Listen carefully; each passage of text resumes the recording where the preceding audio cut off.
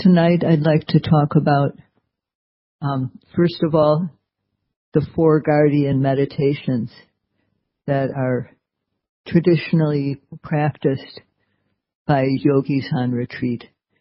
When we're doing something important like this, it's important to have a secure environment, and these types of meditation are specifically recommended for being protective in various ways. To just list them in order, the first is recollection of the Buddha.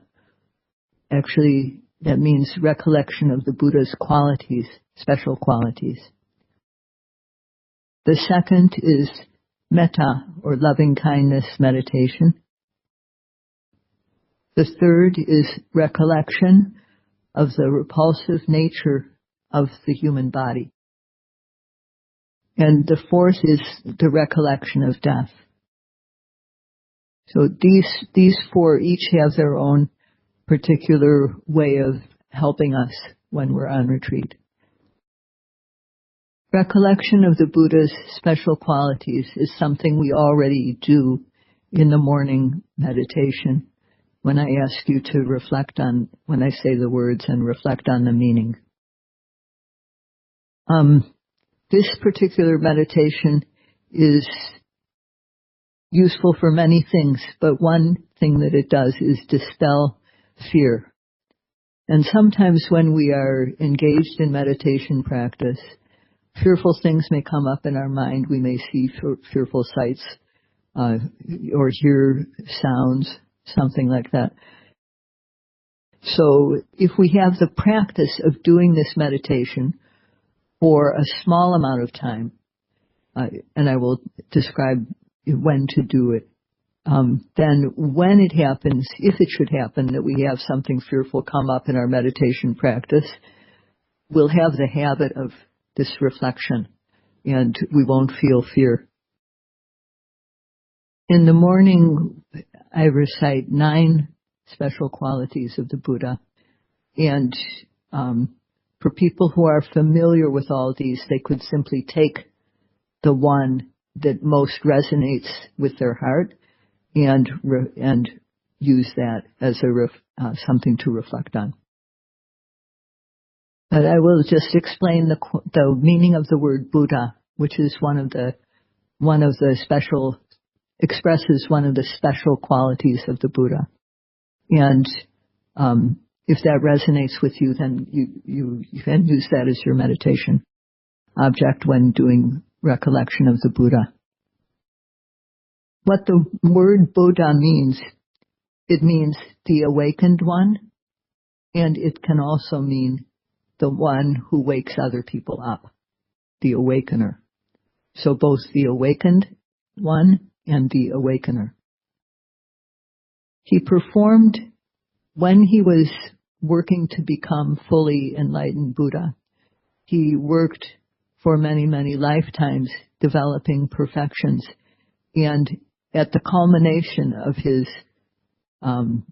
building of perfections, he was able to become enlightened or awakened. As the awakened one, he is said to be awakened from the sleep of mental defilements or kilesas. And after he became awakened through his own effort of perfecting, of developing the perfections, he started to awake others and other beings who were still asleep. So in that way, he became an awakener.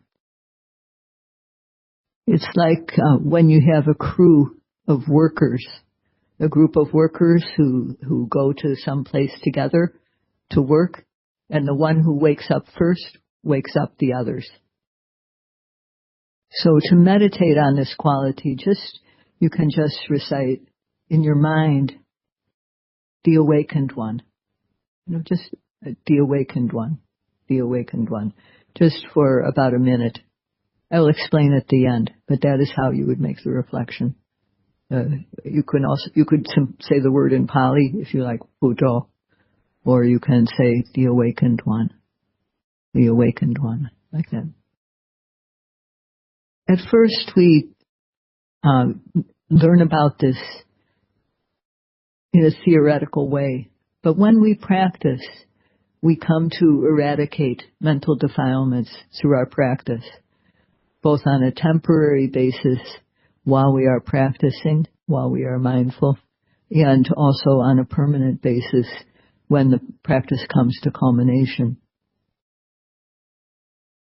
And when we develop knowledge, and then we can come to understand more about what it means to be awake. So we can understand more in a practical way because we have the experience of eliminating unwholesome mind states through our own practice. We can understand more about how a person like the Buddha could be awake and completely free of kilesas. Sometimes people don't feel inspired by an individual, and so they find it hard to do recollection of the Buddha's qualities because we aren't raised to be Buddhists for the most part. So in that case, we can recollect one of the qualities of the teachings of the Dhamma. The Dhamma is called Swakato. It is said Swakato Bhagavata Dhammo. And the meaning of Swakato is that it is well proclaimed. So it is said that one way that it is well proclaimed is that it is good in the beginning, good in the middle, and good in the end. It is good in the beginning because simply on hearing the teaching, our minds can become calm. We can feel inspired. And it is good in the middle because as we practice, we develop, whether it is through shamatha or vipassana, we develop happiness. And it is good in the end because when the practice reaches its culmination in realization of nibbana, there is the peace of that.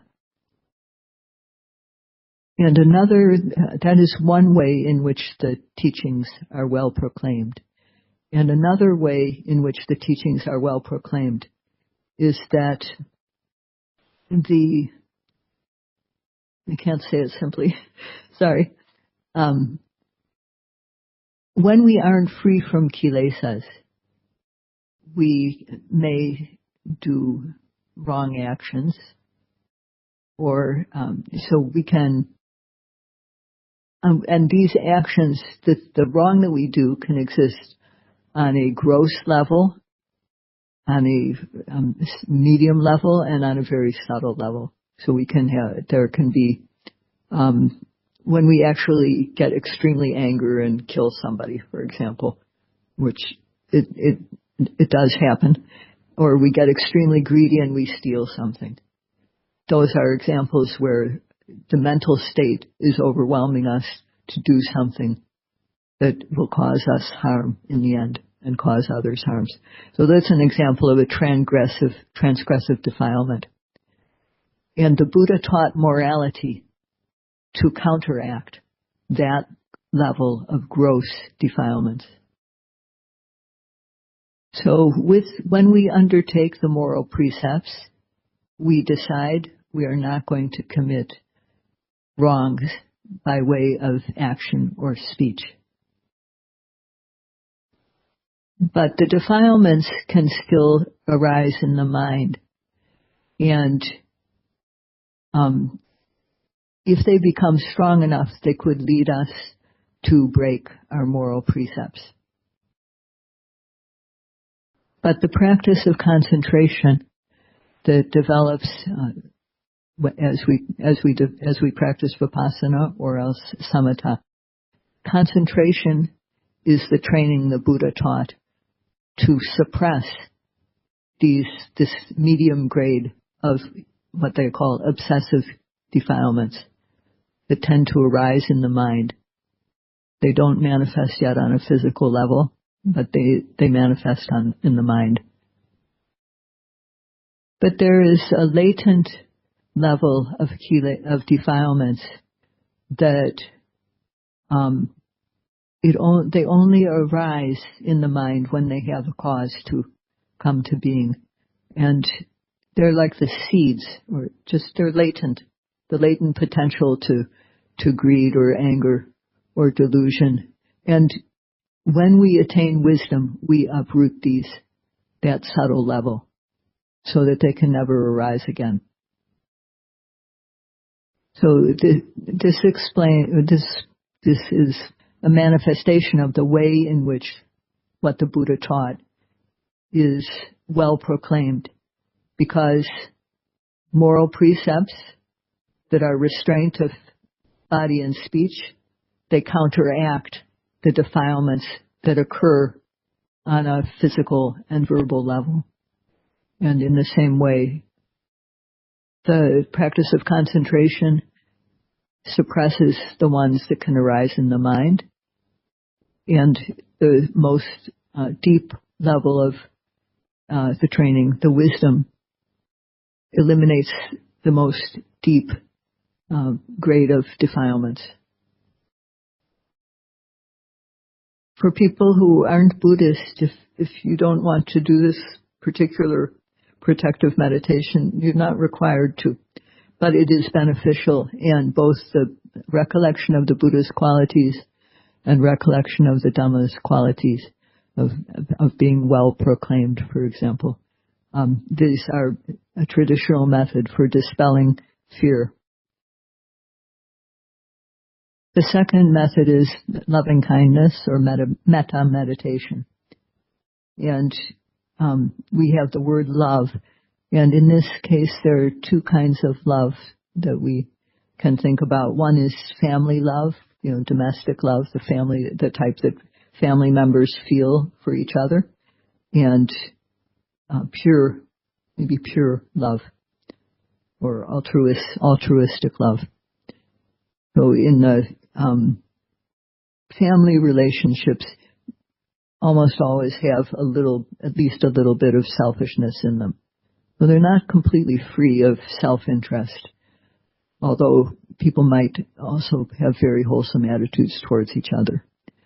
And the second type is free of any type of selfishness, selfish interest. It's a pure altruistic goodwill that wants the other person to be happy. I will speak a little bit about the qualities of metta. It's the reverse of anger, or dosa. And it can also be described as non-hatred.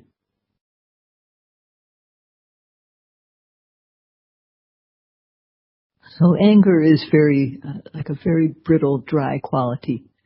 And whereas, of course, it's also described as fiery, but it is described as being brittle, whereas metta is very sticky and juicy. So when something is sticky, it can stick to, it's a quality that helps people to stay together because of this stickiness that can happen. Whereas anger, it's very difficult to relate to people when they're angry. It's the opposite of metta. And it has the characteristic of wanting what is good for others. It wants the welfare of others. It has the function to actually perform things that are good, to others' welfare. And when we have an attitude of metta, it manifests as the removal of annoyance. So what is the cause for metta to arise? We should know about that. And the nearest cause for metta to arise is to see the lovable or likable aspect of another person. You can appreciate them when you can find at least one thing that is lovable or likable about them. If we focus on the parts or the aspects of someone or some group or something that we don't like, then based on that dislike, anger will arise. So it's important, if you want to have an attitude of loving kindness towards other people, you have to ignore the bad parts that make you angry and just try to find one thing that you can feel agreeable about. For us, when we do this as a protective meditation, we use the phrases that you hear in the evening. Avero homi, abhyapajo homi, anika homi, sukhi atanang pariharami. We use those four. In the morning we use may I be well, happy, and peaceful. Either one is okay. When we do this, we should just do metta towards all beings. So, awerahontu sabbesata awerahontu. May all be free from harm. And to be free from harm, what can harm us? Our enemies can harm us. And which is worse? The external enemy or the internal enemy? Or the one that is far away, or the one that is close? Which enemy will be worse? The close enemy or the far away enemy? The one that is close, right? The closest one. So the closest enemy we have is the internal enemy that causes us to do things that aren't so good. And we all have this to some extent. So may all beings be free from harm. We really wish that all beings could keep the 5 precepts. May all beings not kill. May all beings not steal, etc. This is what will make other people most happy.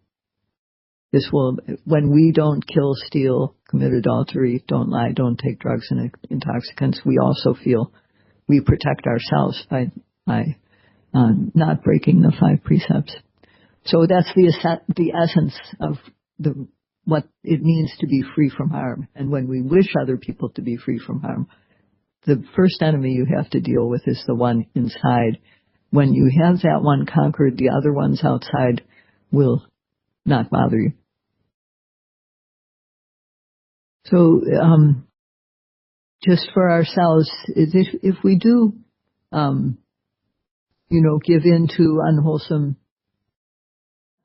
mental states and perform actions that are gross defilements, for example, or even medium, then the dangers we face certain dangers, even if nobody finds out that we, committed a murder or that we stole something or lied on our exam or whatever.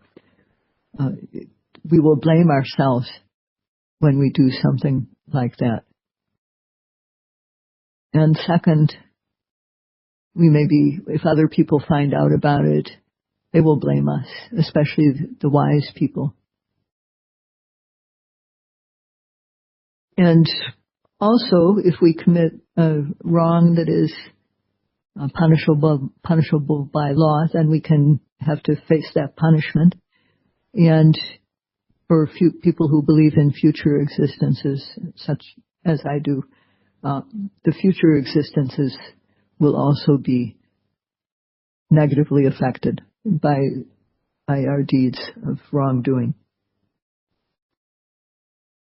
So you can simply wish when you do this meditation, repeat in your mind, may all beings be free from harm. So if you try to let the feeling come from the heart, but at least repeat the words in your mind a few times. And this type of practice is also very well known as a protective meditation. And the benefits that it brings are that one can go to sleep easily, one can wake up easily, and weapons don't harm one. There's other benefits, but in terms of protection, it's known as a protection from, as a way of, when a person has a lot of loving kindness, other beings tend to protect and help them. And things such as weapons or poisons don't tend to don't hurt them. Okay, so the third, that is it for loving kindness or metta. The third protective meditation is Asubha Bhavana, or meditation on the foulness of the body. In the Buddhist Abhidhamma, the body is described as being made up of 32 parts.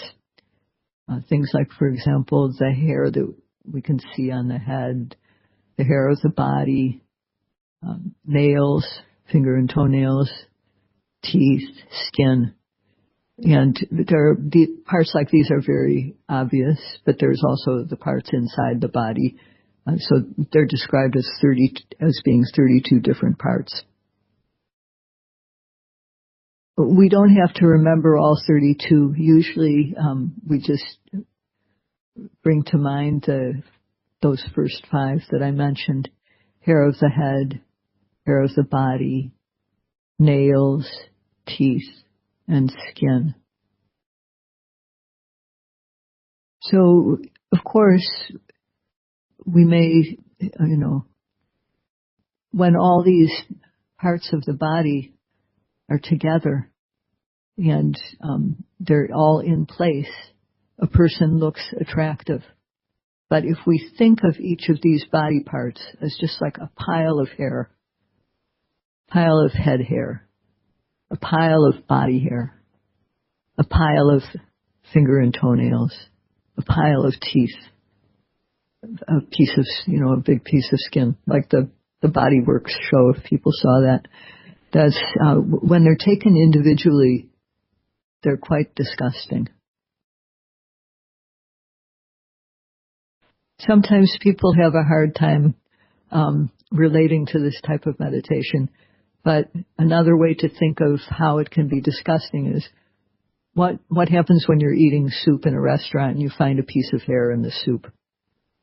It's not, that piece of hair is not attractive when we find it in our soup. So why would we do this type of meditation? It lessens our attraction for our own body. And when we're not attracted to our own body, we won't be attracted by the bodies of other people. Sometimes when yogis develop some concentration, they tend to see beautiful people in there. They can see a very beautiful person that attracts them in their meditation. So when we practice Asubha Bhavana, we have less attraction for our own body, and when we see these beautiful sights, they won't appear attractive to us. And this is certainly helpful to do this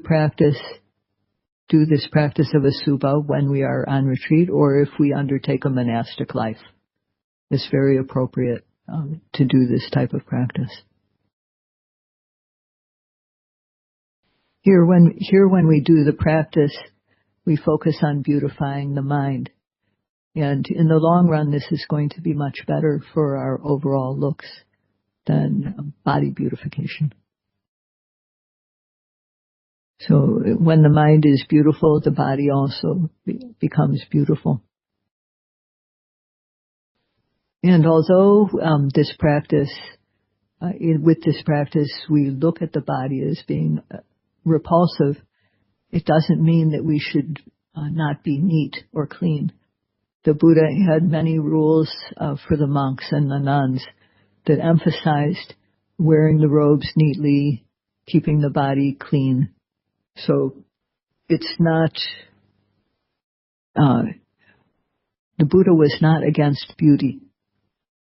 physically being neat or physically being clean. So to do this practice, we simply repeat in the mind and visualize hair of the head, hair of the body, nails, teeth, skin, just one by one like that. And the fourth practice is recollection of the fact of death. So, when we've become born in this existence, we are certain to experience at the end of it death. We are certain to age.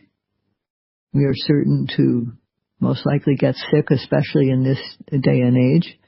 And I mean, I know everybody knows about death since we've seen it all around us in this period of time.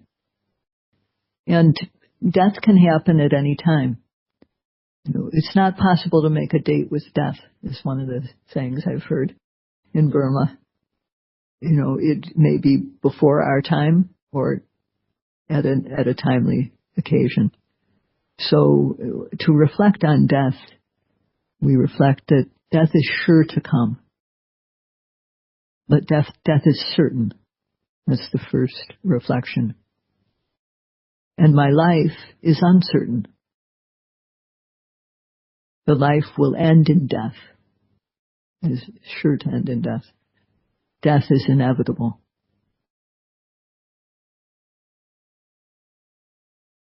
To reflect on death is like training ourselves to see. We can see it coming more. We can, if we deny that death exists, we're never going to die. My friend is never going to die. Some people have an attitude like that. They don't really want to think about their death.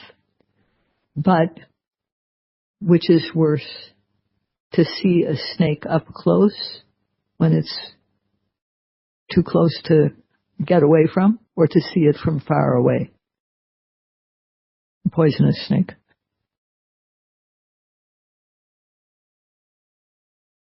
If we don't see the poisonous snake until it's up close, we can be so alarmed that we don't know how to act. We can't, and we may not have any opportunity to deflect it.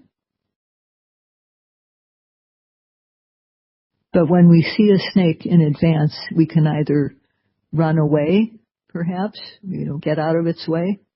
We can use a stick, find a stick to deflect it. If people who know how to do this with snakes, there's ways to deal with the situation, and you can choose what to do when you see the poisonous snake from far away. So when we practice this meditation, if we don't reflect on death, and if we deny it, then when our death actually comes, we're likely to feel alarmed and not die in a peaceful way. Whereas if we reflect on the fact that it is going to happen one day, we can be more accepting of our actual death. So that's one part of this, one benefit we get from this practice. But another benefit is that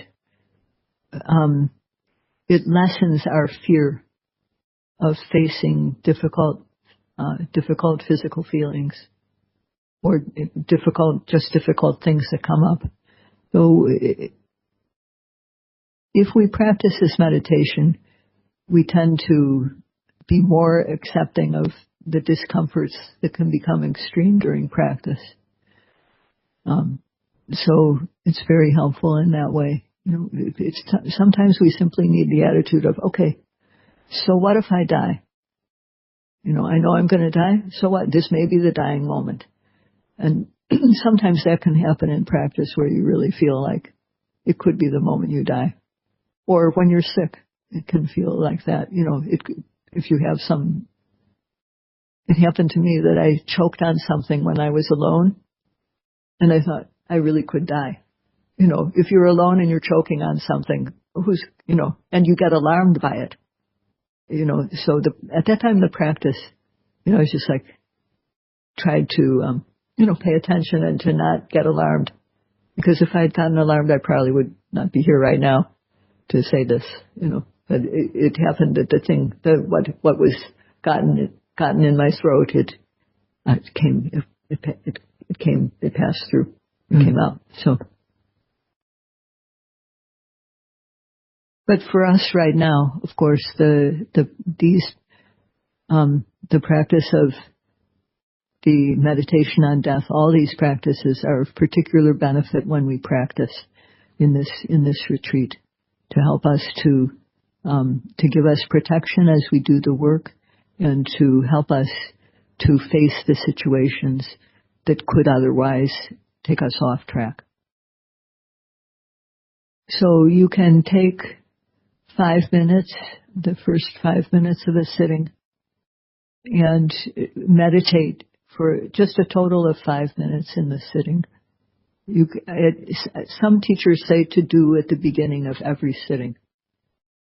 You can, or you can choose one sitting to do them. So if you do about 5 minutes of practice, that first 5 minutes, do 1 minute, roughly 1 minute of recollecting the quality of Buddho, awake, awake. And may all beings be well, happy, and peaceful. May all beings be well, happy, and peaceful. And feeling in your heart, that feeling going out. And then hair of the head, hair of the body, nails, teeth, and skin. And then reflecting on death. Life is uncertain. Death is certain. My life will end in death. Inevitable is my death. So about 1 minute for each, total of 5 minutes, because our main work is Vipassana. So we don't need to spend a lot of time with these, but we can spend as much as 5 minutes at the beginning of each sitting. We also, of course, do the loving kindness in the evening, and also we do loving kindness and recollection of the Buddha's qualities in the morning. So those are automatically included. But I wanted specifically to speak about all 4 of these and their protective aspects, so that you would understand them and be able to use them as a tool.